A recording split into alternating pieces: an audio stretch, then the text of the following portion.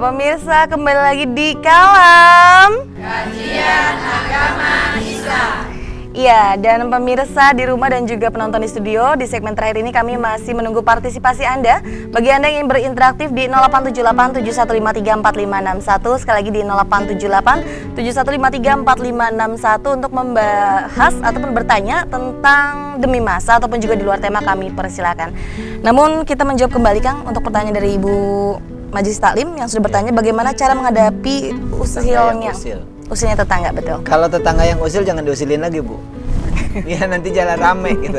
Jadi artinya bahwa biarkan mereka mau berekspresi apapun tapi jangan dilawan. Jadi kalau mereka usil jangan diusilin lagi. Artinya coba itu pasrahkan pada diri kita sendiri, terima itu sebagai takdir kita dan pasrah kepada Allah. Insya Allah dia akan berakhir. Baik, kita tahan dulu karena ada yang ingin berinteraktif. Halo, assalamualaikum. Halo. Assalamualaikum. Assalamualaikum. Waalaikumsalam. Dengan siapa Bapak? Dari hamba Allah di Serang. Iya, silakan. Silakan pertanyaannya. Assalamualaikum Pak Ustadz. Waalaikumsalam warahmatullahi wabarakatuh. Ini Pak Ustadz mau nanya. Iya. Kan habis sholat maghrib itu kan ada sholat ba'diyah. Iya. Iya, habis sholat sunnah ba'diyah itu habis sholat sunnah ba'diyah kan katanya ada lagi sholat antara maghrib dan isya, itu niatnya gimana Pak Ustadz? Niatnya ya? Niatnya. Yang Bapak tahu sholat apa itu biasanya? Iya, kenapa kurang jelas? Oh gitu. Iya dek. Iya, kita pertanyaan bisa menangkap Pak. Ya baik, terima kasih Bapak. Oh, iya, makasih ya Pak Ustadz. Iya, sama-sama. Ya. Assalamualaikum. Waalaikumsalam warahmatullahi wabarakatuh. Ya, baik, memang ketika kita mencintai Allah dan Rasulnya, memang kita diperintahkan untuk memperbanyak yang wajib dan yang sunnah. Jadi salat wajib, salat maghrib, kemudian dilanjutkan dengan ba'diyah maghrib. Ada antara salat maghrib dengan isya, bagi yang mau menjalankannya memang ada disebut dengan salat mutlak. Boleh, silakan saja niatnya ya salat mutlak gitu. Jadi karena memang ada jeda waktu tertentu, tapi sebetulnya ini dalilnya tidak begitu kuat. Jadi artinya kalau kita mau melaksanakan, lebih baik kalau saya menyarankan secara pribadi, setelah kita melaksanakan sholat rawatib ba'diyah maghrib, saya lebih menyarankan untuk membaca Quran. Yang diperbanyaknya baca Quran, beristighfar dan berzikir pada Allah Subhanahu Wa Taala. Karena saya pribadi, walaupun banyak orang yang mengatakan di situ ada sholat antara sholat isya dengan sholat maghrib, tapi saya rasa kurang kuat lah dalilnya gitu.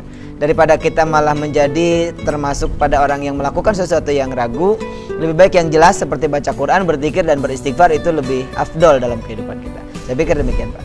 Iya, baik. Kembali lagi untuk membahas tentang tadi bagaimana cara menghadapi tetangga yang usil, Kang. Ya, saya pikir tadi sederhana, kalau menghadapi tetangga yang usil itu kita tidak perlu menerima ucapan dia atau dimasukkan ke hati gitu.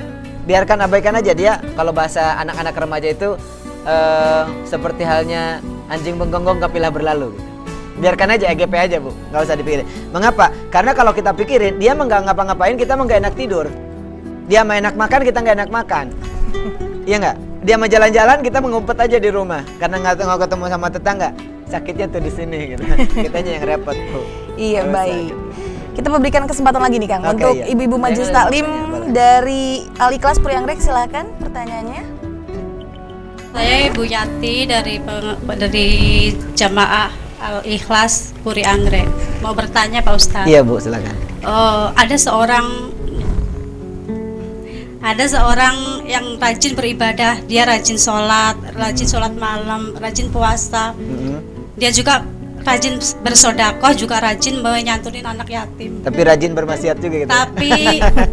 Tapi dia itu sering berkunjung, maksudnya sering menggunjing gitu, suka ngomongin tetangganya. Oke. Yang pertanyaan saya, apakah ada kebaikan dalam diri orang tersebut? Ya. Terima kasih. Ya, Assalamualaikum sama-sama. warahmatullahi wabarakatuh. Waalaikumsalam warahmatullahi wabarakatuh. Ya, judulnya makasih Bu, rajin ya, Kang, pertanyaannya ini memang unik ya dalam kehidupan kita. Memang kadang-kadang yang begitu Bu, rame dalam kehidupan ini. Ada rajin berbuat baiknya, ya sebandinglah dengan rajin berbuat yang nggak baiknya juga. Tapi semua amal perbuatan kita, sesungguhnya Ibu ya, yang bertanya tadi, sesungguhnya semua amal perbuatan kita semuanya dinilai di sisi Allah Subhanahu Wa Taala. Karena Allah mengatakan, fama ya'mal misqala dzarratin khairan yarah wa may ya'mal misqala dzarratin syarran yarah. Kebaikannya tetap ada. Jadi kalau dia sholat, zakat, puasa, haji sekalipun itu dinilai di sisi Allah Subhanahu Wa Taala. Kemudian menggunjingnya itu bagian dari jenis dosa dia. Hanya saja yang jadi keliru itu bagaimana kalau dia bergunjing sehingga kata Rasulullah SAW banyak orang yang ibadahnya itu bangkrut. Nah, rugi. Kenapa? Karena tadi innal insana lafi khusrin tadi ya. Sesungguhnya manusia banyak yang merugi. Mengapa rugi? Karena ternyata pahala-pahala yang dia kerjakan itu habis karena buat ngomongin orang. Begitu. Jadi sesungguhnya ibu-ibu sekalian, pemirsa Barai TV dimanapun berada, kalau kita diomongin, terima kasih yang ngomongin. Ya Allah, terima kasih pada yang ngomongin saya. Mengapa? Karena dosa-dosa kita diambil sama dia. Walaupun benar perilaku kita, misalkan ibu rajin tuh suka ngambilin sendal orang gitu ya, mungut gitu, diomongin sama orang tuh si ibu anu tuh rajin tuh ngambilin sendal orang. Alhamdulillah diomongin dengan gibah kayak seperti itu. Ternyata dosa-dosa kita adalah diambil oleh orang itu. Kita enak kan? Dosa kitanya hilang gitu bu. Kalau difitnah, bagaimana kalau difitnah? Ternyata kalau difitnah justru adalah pahala orang itulah balik kepada kita. Jadi ketika dia berbuat baik, pahalanya ngalir ke kita. Tapi kalau gibah, berarti dosa-dosa kita yang diambil oleh orang itu. Jadi tidak ada yang sia-sia bagi orang yang beriman bu. Ya, bagi kita yang beriman pada Allah tidak ada yang sia-sia. Selama kita berbuat baik ternyata berpahala buat diri kita. Tapi bagi kita ketika berbuat buruk, maka itu juga akan menjadi amal kita. Dan ingat, kepada pemirsa Barai TV dimanapun berada, Allah mengatakan di dalam Al-Quran bahwa fa amma man saqulat mawazinu fa huwa fi 'ishatir radiyah, tapi wa amma man khafat mawazinu fa ummuhu hawiyah. Orang yang berat timbangan kebaikannya, maka dia akan berada dalam kebahagiaan di surga dan di dunianya. Kemudian bagi orang-orang yang ringan timbangan kebaikannya, berarti berat timbangan keburukannya, maka dia berada dalam neraka hawiyah. Neraka hawiyah itu neraka yang paling ringan konon katanya, tapi dia akan dipakaikan sendal jepit di neraka itu, dan ketika dipakai sendal jepit itu mendidih ubun-ubunnya. Itu paling ringan loh bu. Apalagi gimana yang berat ya? Mau nggak bu kalau masuk surga tapi transit dulu di neraka gitu? Enggak. Nah, kita pengennya pesawat yang langsung ya, dari di dunia dikubur kita sudah dalam surga, kemudian langsung masuk ke surga. Insya Allah. Amin ya rabbal alamin. Amin ya rabbal alamin.